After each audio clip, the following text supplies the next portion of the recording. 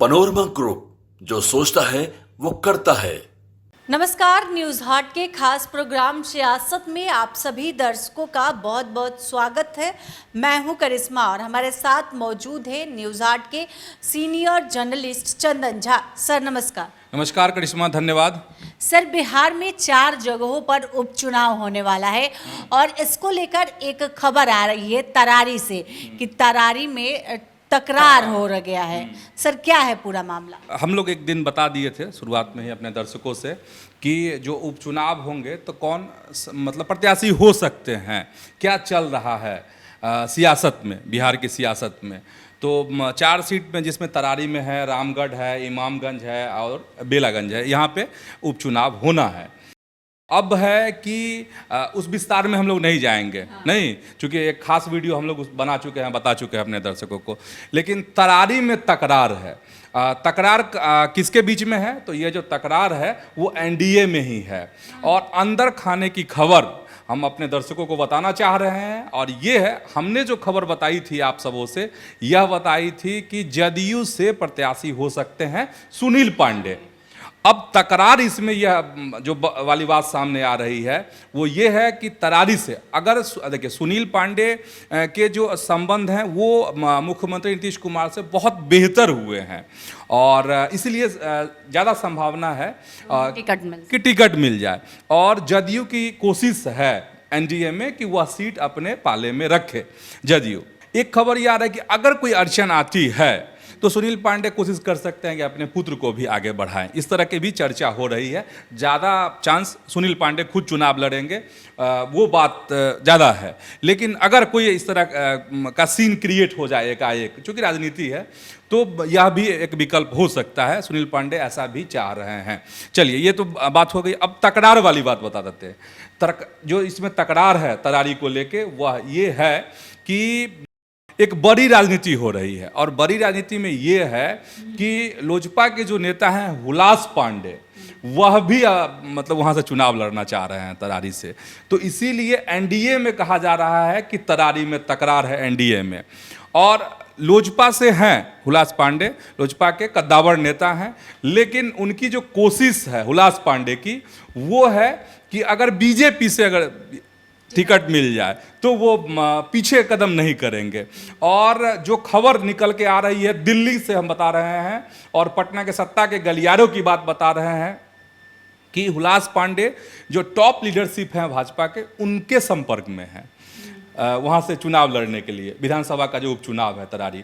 तो अब ये है कि एक तरफ जदयू चाह रही है कि सीट को अपने पास रखें, दूसरी तरफ कह सकते हैं कि हुलास पांडे जिस तरीके से कोशिश कर रहे हैं, तो कहा जा रहा है कि यही तकरार है तरारी विधानसभा उपचुनाव को लेकर। हालांकि अभी आधिकारिक घोषणा नहीं हुई है उपचुनाव को लेकर, लेकिन अंदर खाने की जो राजनीति है, एनडीए के अंदर की जो हलचल है वो भी तेज है और तरारी को लेकर ये डेवलपमेंट सामने आया है। हमने कहा था अपने दर्शकों से कि जैसे जैसे अपडेट आएगा वैसे वैसे। सर, बरवेश्वर मुखिया वाले में भी हुलास पांडे का नाम आ रहा है। हाँ, वो आरोपी हैं, कोर्ट ने उनको बुलाया भी है। कोर्ट को के सामने कोर्ट ने कहा है, पटना हाई कोर्ट ने, पेश होने के लिए। तो देखते हैं क्या होगा। 4 सप्ताह बाद उसकी सुनवाई है उस मामले की फिर। तो वो एक अलग मसला है और ये शुद्ध सियासी मसला है जो हम खबर अभी बता रहे हैं। तब देखने वाली बात है कि आखिर किसको एनडीए में सीट किसके पाले में तरारी वाली रहेगी उपचुनाव में और प्रत्याशी कौन होता है। सर, एक पटना में तस्वीर देखने को आज मिली कि लाठीचार्ज हुआ। कांग्रेस के यूथ कार्यकर्ताओं पर लाठीचार्ज किया गया, वाटर कैनन का प्रयोग हुआ और एक पुलिसकर्मी भी इसमें चोटिल हो गए। सर, हाँ, युवा कांग्रेस के जो कार्यकर्ता थे वो प्रदर्शन करने के लिए, विरोध प्रदर्शन करने के लिए कई मुद्दों पर सरकार को घेरने के लिए मार्च निकाल रहे थे। और यह जो है पटना के बोरिंग रोड स्थित जो पंचमुखी हनुमान मंदिर है, बोरिंग केनाल रोड, वहाँ से अपना मार्च शुरू किया था युवा कांग्रेस के कार्यकर्ताओं ने पूरे जोश और खरोश के साथ। और जैसे ही यह मार्च आगे बढ़ा वैसे बोरिंग रोड चौराहा पर पुलिस ने इन्हें रोकने की कोशिश की और इस दौरान जो है झड़प की बात सामने आ रही है और जिसमें पुलिस को अपने बल का प्रयोग करना पड़ा और खबर जो आ रही है कि कई कार्यकर्ता को चोट लगी है, घायल हो गए हैं। यह भी खबर है कि एक पुलिस के जवान का सिर जो है फट गया है और पुलिस ने कहा कि जो प्रदर्शनकारी थे युवा कांग्रेस के जबरदस्ती की और जिस वजह से एक जवान भी घायल हो गए हैं और लाठीचार्ज की बात सामने आ रही है।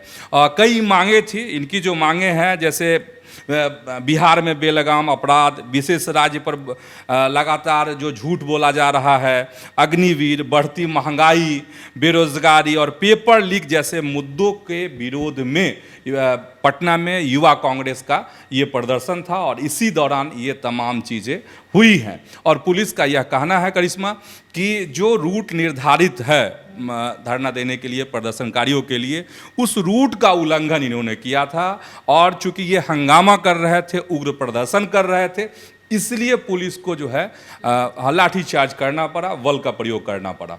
पनोरमा ग्रुप, जो सोचता है वो करता है।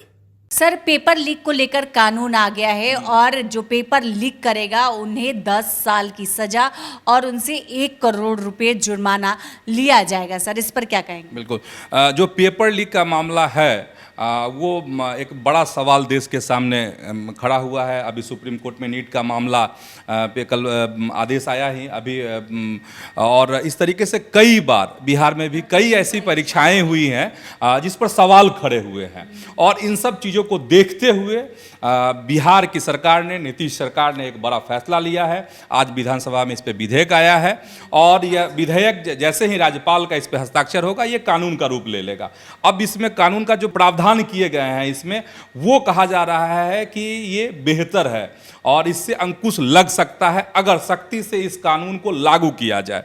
अब जैसे नए कानून में 3 से 10 साल की सजा और 10 लाख से लेकर 1 करोड़ रुपए तक जुर्माना लगाने का प्रावधान किया गया है और खास ये है कि अगर कोई संस्था पेपर लीक मामले में शामिल पाई जाती है तो उन्हें 4 साल के लिए ब्लैक लिस्टेड किया जाएगा और इस बिल को कल ही पेश होना था विधानसभा में, लेकिन यह कल पेश नहीं हो सका क्योंकि कल का जो सदन की जो कार्यवाही थी वो हंगामेदार रही थी।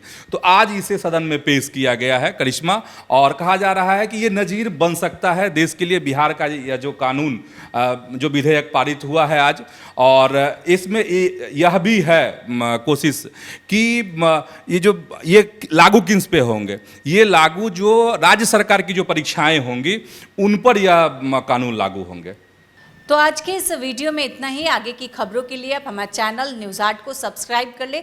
अगर फेसबुक पर देख रहे तो हमारे पेज को लाइक करना ना भूलें। हमारी वेबसाइट है news8.com, उसे भी ज़रूर विजिट करें। धन्यवाद।